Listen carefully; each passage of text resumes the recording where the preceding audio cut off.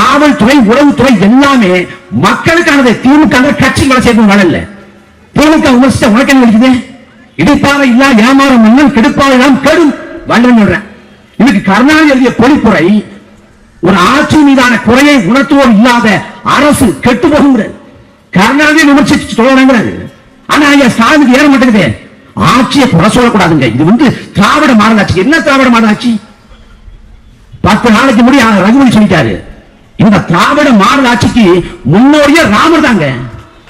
என்ன கூத்துனா ராமரை பாஜக கையில் எடுத்து விட்டுட்டான். ஜெய் ஸ்ரீராம் சொன்னவரு ஜெய் ஜெகநாத் யார்? ஐயா மோடி ஐயா. அயோத்தியில பாஜக தோத்து போகுது. பைசாபாத் பார்லிமெண்ட் தொகுதியில் தோத்து போகுது.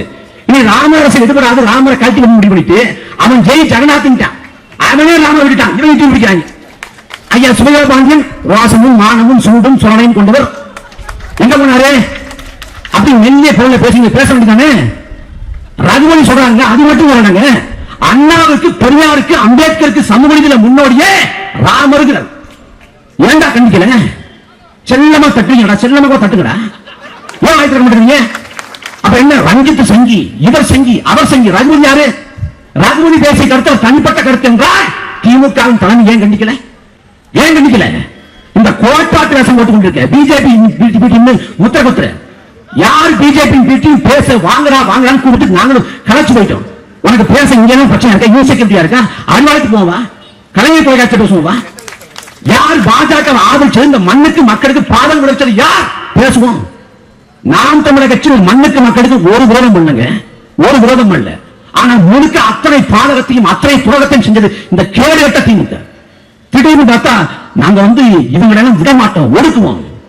ரெட் பிக்சல் ஊடகம், அந்த ஊடகத்துக்கு முடக்கம் நினைக்கிறேன். ஏன் முடக்கம்னா அவர் ஏன் கைது பண்ணீங்கன்னா சவுக்க சங்கர் பேசினார்ல, பேசினப்ப எடுக்க தலையாட்டிட்டார். சட்டத்துல என்னன்னா அவதூறான கருத்தை மேற்கோள் காட்டி பேசினா கூட வழக்கு கிடையாது. கருணாநிதியை பத்தி வைகோ பேசினதை இப்ப நான் மேற்கோள் காட்டி பேசினா வழக்கு கிடையாது. இதுதான் சட்டம். ஆமோதிச்சதுக்கெல்லாம் வழக்கு போட முடியாது. ஆனா டெல்லிக்கு விரைந்து போலீஸ் கைது பண்ண உள்ள போறான். நான் என்ன நினைக்கிறேன், பெண் காவல்துறை அதிகாரத்தை தப்பா இருந்துட்டாரு ராஜேஷ் சாஸ்திரம் காவல்துறை அதிகாரி.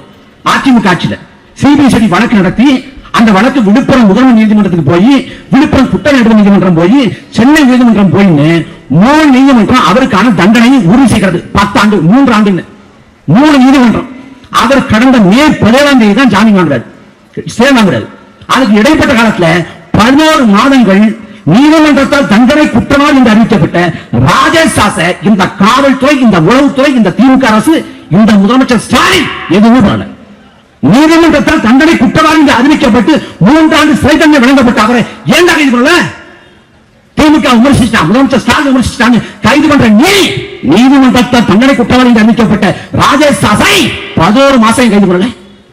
ஏன் கைது பண்ணல? இதுதான் திராவிட மாடு. இந்த கேடுகட்ட ஆட்சி முறைக்கு தான் திராவிட மாடு.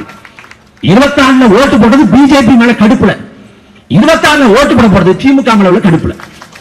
எவ்வளவு ஆட முடியுமோ ஆடுங்க, அப்பாரு மகன் ஆடுங்க, வானத்துக்கு பூமிக்கு புரிங்க, எல்லாரும் உள்ள போடுங்க.